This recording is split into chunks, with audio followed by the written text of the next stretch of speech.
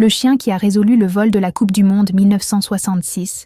Imaginez que la Coupe du Monde, le trophée le plus important du football, soit volée quelques mois seulement avant le début du tournoi. C'est exactement ce qui s'est passé en 1966, lorsque la 1966 FIFA World Cup devait être organisée en England.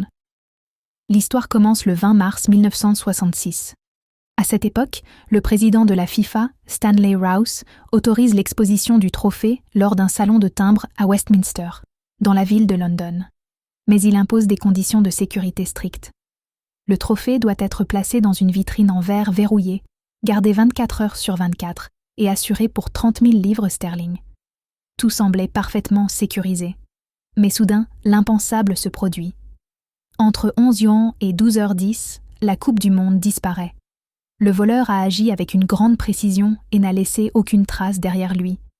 La police britannique lance immédiatement une grande enquête. Plusieurs suspects sont interrogés, mais aucune piste sérieuse n'apparaît. La situation devient très embarrassante. Car l'Angleterre doit accueillir dans quelques mois le plus grand tournoi de football du monde. La disparition du trophée pourrait devenir une véritable humiliation internationale. Les jours passent, sans résultat.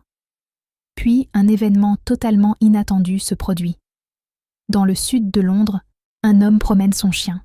Le chien, nommé Pickles, commence soudain à renifler quelque chose près d'une voiture.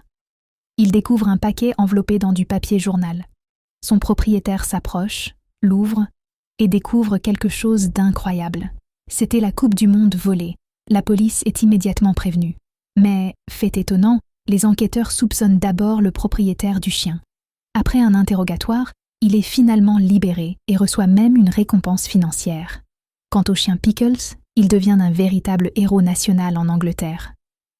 Des décennies plus tard, en 2018, le journal britannique Daily Mirror publie le témoignage d'un homme affirmant que son père et son oncle étaient les voleurs.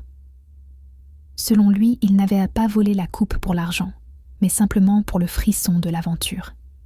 Et c'est ainsi qu'un simple chien a permis de retrouver l'un des trophées les plus célèbres du monde.